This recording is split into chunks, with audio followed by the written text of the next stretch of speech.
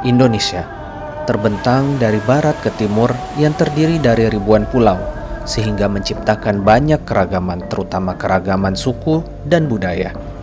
Namun, dengan berbagai keragaman tersebut, sebagian besar penduduk Indonesia akan berkumpul di satu tempat, yaitu Pulau Jawa.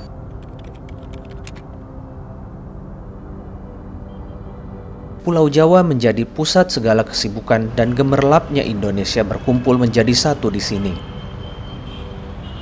Segalanya serba ada dan serba terpenuhi. Segala fasilitas, mulai dari fasilitas publik hingga hiburan tumpah ruah di Pulau Jawa. Transportasi umum dengan mudah kita dapatkan, nyaman, dengan tempat duduk yang empuk dan dengan tujuan kemanapun. Segalanya berpusat di satu tempat. Tempat perbelanjaan yang menjamur di mana-mana, berbagai barang kebutuhan pun mudah didapatkan. Begitu juga dengan sekolah, sangat mudah kita temukan, mulai dari sekolah swasta hingga negeri. Segala jenjang pendidikan dari yang formal hingga yang non-formal bisa kita dapatkan di Pulau Jawa ini. Semuanya dengan mudah bisa kita akses.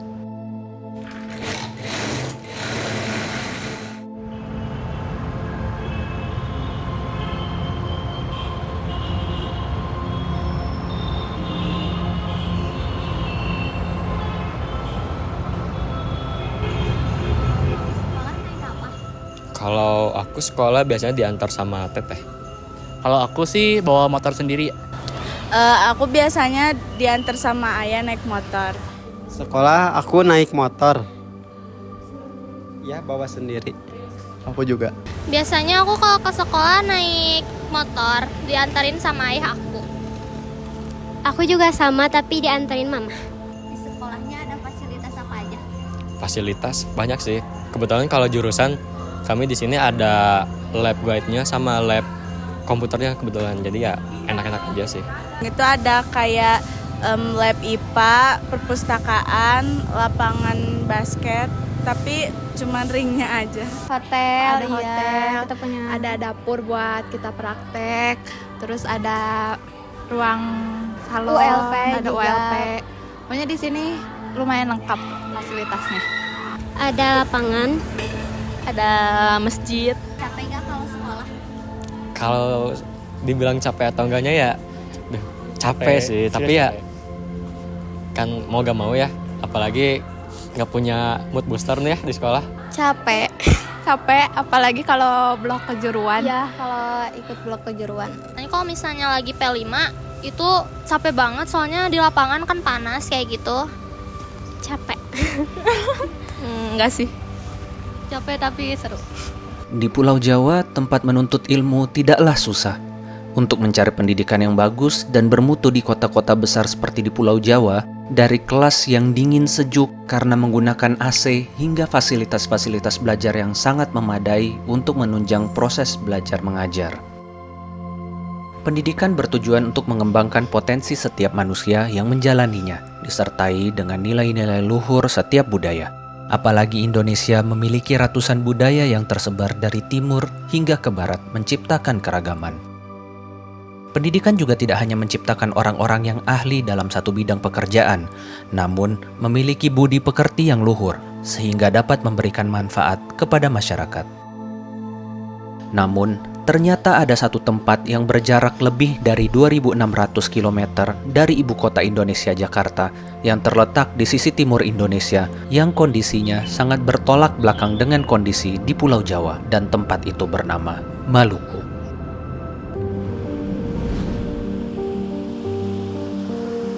Kepulauan Maluku secara geografis terletak di sisi timur Indonesia. Maluku diapit oleh dua pulau besar di Indonesia, yaitu Pulau Sulawesi dan Pulau Papua. Secara administratif, Kepulauan Maluku terdiri dari dua provinsi, yaitu Provinsi Maluku Utara yang beribu kotakan Solvivi dan Maluku yang beribu kotakan Ambon.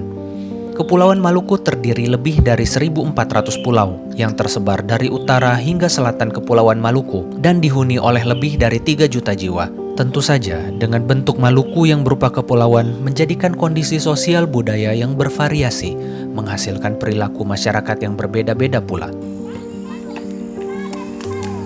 Secara demografi, masyarakat Maluku pun terbagi-bagi oleh puluhan suku. Hal ini tidak lepas dari kondisi Maluku yang merupakan daerah kepulauan dan sejarah panjang yang telah dilalui oleh penduduk Maluku. Hal ini tentu saja menciptakan berbagai macam karakter dan budaya di setiap wilayah Maluku.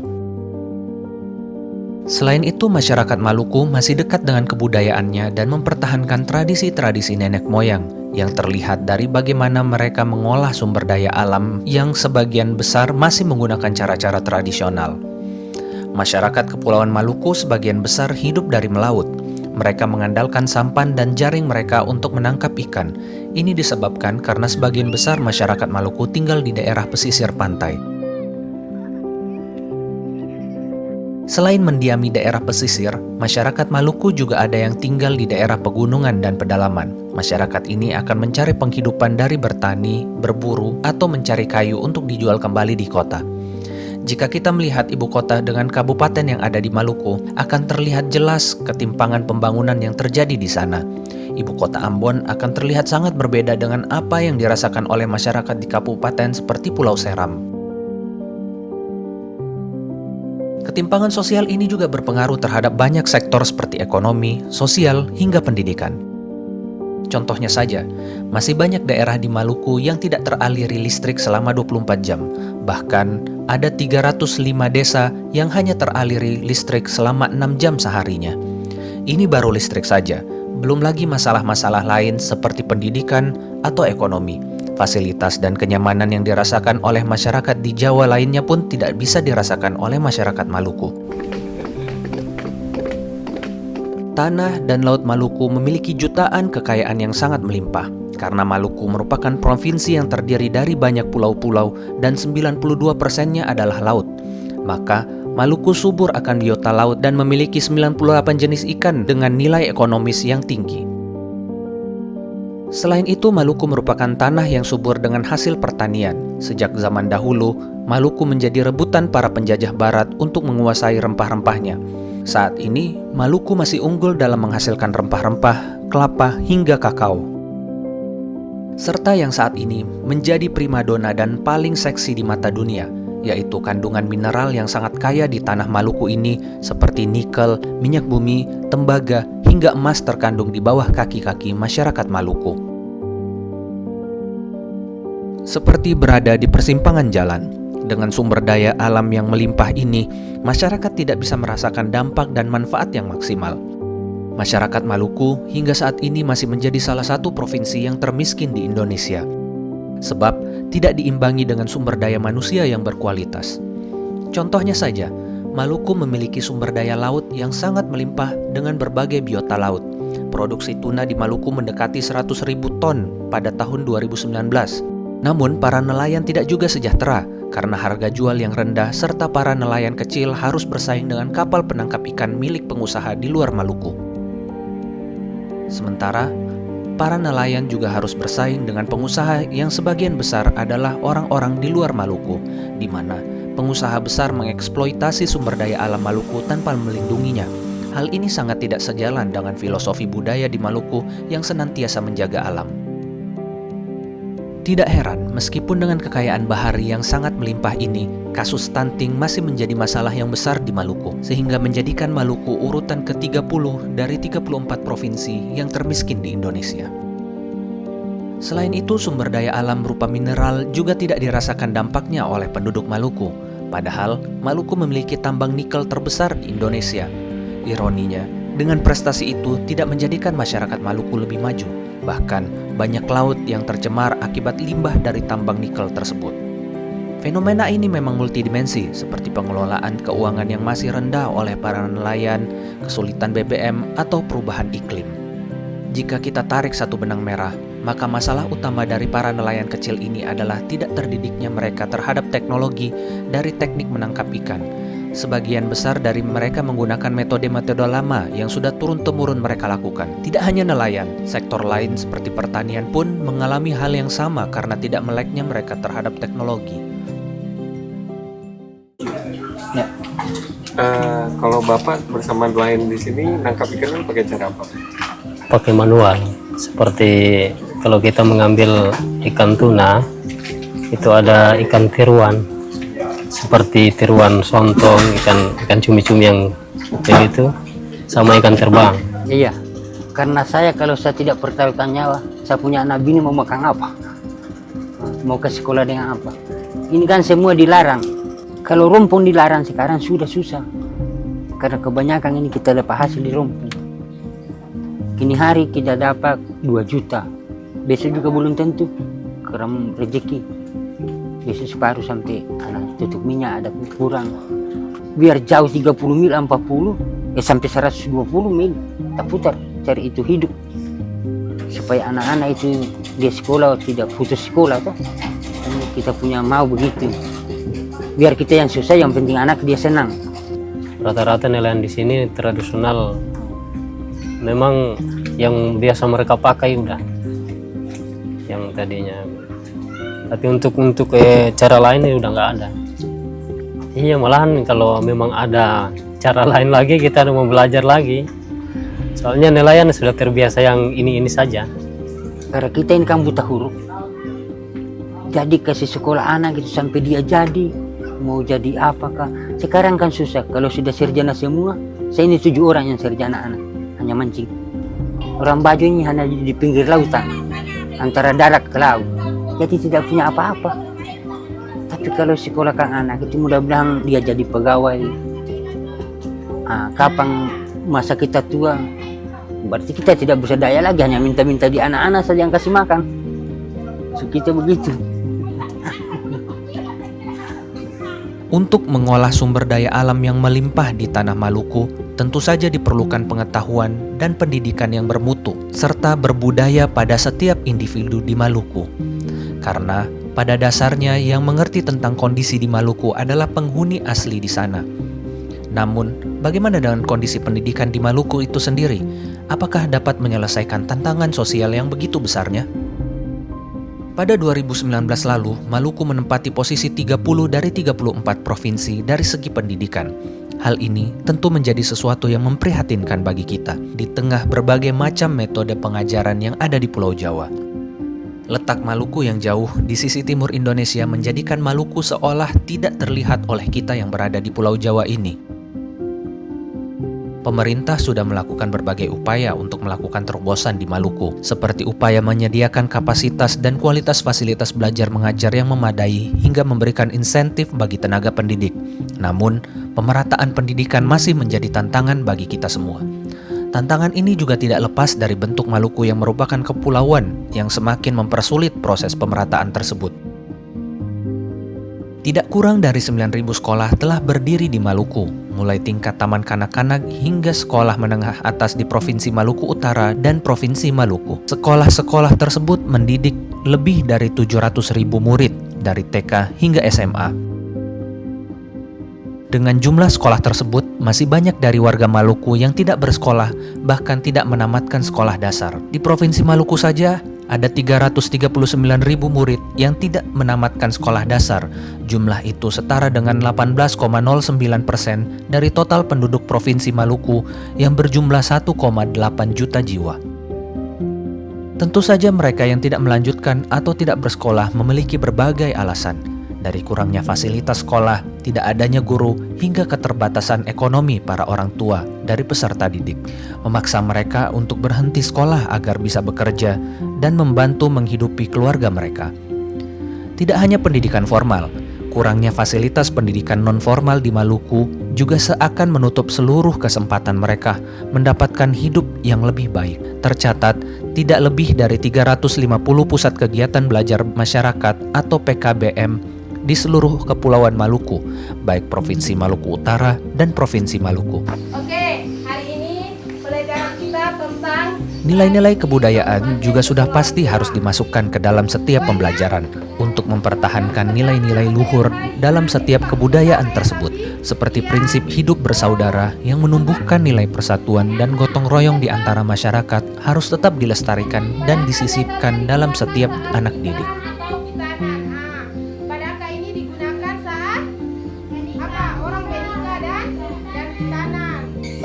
Jarak dari rumah ke sekolah berapa lama? Setengah jam. Naik apa? Motor. Cita-citanya apa? Tentara. Tentara. Kenapa mau jadi tentara? supaya bisa melindungi Indonesia. Minta punya cita-cita nggak? Jadi guru, karena hujan badai angin ribut tetap datang ke sekolah. Ya saya harus sekolah dulu untuk menjadi tentara. Pengen menjadi guru untuk memajukan daerah saya. Di tengah berbagai macam tantangan ini, masih ada yang menaruh harapan pada pendidikan di Maluku. Mereka yang selalu berusaha untuk memajukan Maluku, karena mereka sadar bahwa inilah tanah kelahiran mereka.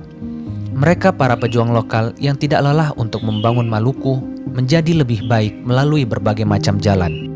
Mereka bertahan di Maluku karena mereka percaya tempat ini harus dikelola oleh orang lokal, karena yang paling mengerti dan punya semangat untuk membangun dan menjaga Maluku adalah orang yang berada di dalamnya.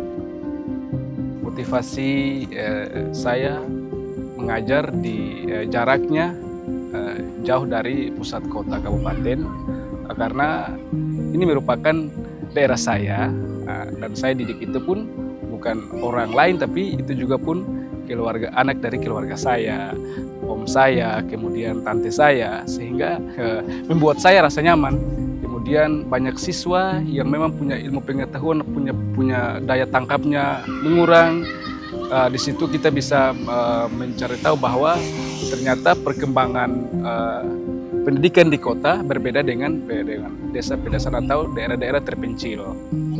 Pendidikan itu penting karena kita mendidik generasi yang generasi penerus bangsa. Rintangan yang biasa saya paling rasakan itu yaitu masalah jarak ya. Jarak dakwah ini kan tidak bisa kita mengukur dekat atau jauhnya, tapi yang jelas di mana saja kita itu bisa berdakwah, ya kita berdakwah. Supaya dakwah itu betul-betul terasa di kalangan masyarakat yang paling bawah. Terus rintangan yang berikut barangkali yang bisa kita rasakan itu adalah kekompakan masyarakat ya. Artinya kita berdakwah ini kan butuh support dari masyarakat setempat. Tapi ya buat saya itu biasalah rintangan-rintangan kecil-kecil yang memang tugas sebagai seorang pendai itu atau pendakwah itu tidak pernah kata menyerah. Sebelum pendidikan tingkat pertama atau MTS ini masuk ke daerah kami, masyarakat yang memang punya pendapatnya sangat minim. Sehingga pada saat masyarakat yang punya anaknya selesai daripada SD, sudah istirahat, tidak mau melanjutkan karena memang jangkauan pendidikannya dari desa ke kota itu memang sangat butuh biaya. Ada pun yang lanjut, tapi mereka yang memang punya orang tuanya, punya ekonominya mampu, tapi yang punya ekonominya lemah memang tidak bisa. Kalau misalkan kalau tidak musim hujan, berarti kita mengajarnya baik-baik saja. Tetapi kalau datang musim hujan, kelasnya itu hujannya masuk di dalam ya. Jadi anak-anak itu pasti basah dan otomatis kita guru-guru pasti mencari tempat yang lain untuk anak-anak dimasukkan anak-anak ke dalam kelas tersebut. Ada satu pertanyaan begini lah, ada yang menarik dari salah satu pertanyaan itu dari bapak-bapak yang saya ingat itu. Jadi dia ngomong begini, Pak, kalau apa hukumnya itu anjing itu menjilat bejana? Gitu. Dia tidak tahu bahwa itu haram, gitu kan? Padahal maksudnya di kelompok di rumah mereka tuh kan hewan itu cukup banyak tuh. Nah, tapi mereka tidak tahu ini haram halal. Tapi bapak itu nanya gitu. Kalau dia nanya segitu, pasti saya sudah bisa bayangkan, berarti orang ini agak paham nih. Saya juga merangkum teman-teman yang punya jurusannya mengarah ke keguruan, sehingga sama-sama bergotong royong dan sama-sama turut membangun dalam mendidik generasi di negeri kami untuk sebagai generasi yang memang generasi yang cerdas, generasi yang berakhlak nurul karim, dan generasi yang memang betul-betul punya cita-citanya lebih tinggi. Pakaian saya tidak pungut biaya daripada orang tua. Kenapa? Yang pertama saya berpikir saya adalah generasi negeri di sini.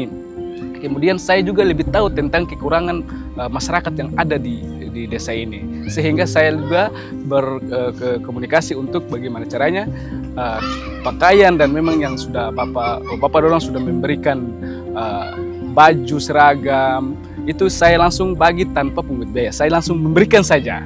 Jadi memang butuh kerja keras lah, ya gitu. Makanya pendidikan itu kan bukan hanya tanggung jawab pemerintah kan, itu tapi tanggung jawab kita semua. Ada yang pernah saya baca begitu bahwa itu sekitar tahun 2017 itu kita punya pendidikan secara umum tapi itu ada di ranking 32 dari 34. 2025 itu nggak tahu kita berapa sudah berubahnya. Ya, tapi yang jelas masih butuh perhatian yang sangat lah dari semua. Jadi buat saya ya akses pendidikan maksudnya di Maluku ini yang harus kita betul-betul perhatikan. Jadi pemerataan pendidikan yang harus kita lihat. Maluku harus benar. Harapan saya ke depan minimal mereka lebih tinggi dari ilmu yang kami dapatkan. Nah, karena inilah merupakan dasar yang kami berikan buat mereka. Minimal kalian itu lebih tinggi dari Bapak Guru. Nah, sehingga peningkatan kualitas pendidikan yang ada di sini itu semakin meluas dan semakin bisa dipandang oleh publik seperti itu. Ilmu adalah cahaya. Cahaya akan senantiasa menerangi apapun yang ada di sekitarnya, sehingga mengusir kegelapan yang terkadang menakutkan. Cahaya akan memberikan petunjuk yang jelas kepada yang menggunakannya. Ilmu akan menerangi perjalanan setiap manusia, memberikan petunjuk yang baik pada setiap langkahnya. Ilmu memberikan gambaran jelas tentang kehidupan dan tentu saja memberikan hal-hal yang baik. Dengan ilmu dapat menghilangkan ketakutan dari gelapnya keraguan di hati setiap insan. Hingga akhirnya dengan ilmu kita bisa mengubah peradaban manusia menjadi yang lebih baik. Namun, ilmu tidak bisa diperoleh dengan cara yang mudah. Ilmu yang bermanfaat tentu saja diperoleh dari pendidikan yang baik dan bermutu. Bukan hanya fisik bangunan sekolah saja, namun juga kualitas pengajar yang memberikan bimbingan kepada setiap anak didiknya. Pendidikan juga bukan hanya sekedar fisik, juga soal nilai-nilai apa saja yang harus diajarkan kepada para peserta didik. Tentu saja, Maluku memiliki nilai-nilai budaya yang luhur dan harus dilestarikan dengan memasukkannya ke dalam setiap pendidikan. Pendidikan juga seharusnya dapat diakses oleh setiap orang, dari kecil hingga besar, kaya maupun miskin, di pesisir ataupun di atas gunung. Sehingga dengan pendidikan yang baik akan menciptakan generasi-generasi yang hebat yang akan membangun Maluku menjadi tempat yang lebih baik dari saat ini. Suar Pendidikan Maluku diinisiasi untuk mewujudkan Maluku yang lebih baik, dimulai dengan pendidikan. Pendidikan adalah investasi jangka panjang yang mungkin kita tidak bisa merasakan dampaknya saat itu juga. Namun, dengan pendidikan kita dapat mewujudkan cita-cita anak bangsa untuk membangun Indonesia yang lebih baik. Kakak cita-citanya jadi apa? Di Poluan. Mau jadi apa? Mau jadi perawat, ustazah. Udah belajar pelajaran apa aja tuh di sekolah? Udah belajar pelajaran IPA, bahasa Indonesia, fikih. Gimana perasaannya sekolah di tempat baru? Senang. Pengennya kampungnya seperti apa? Kampungnya semakin maju, damai dan rakyat sejahtera.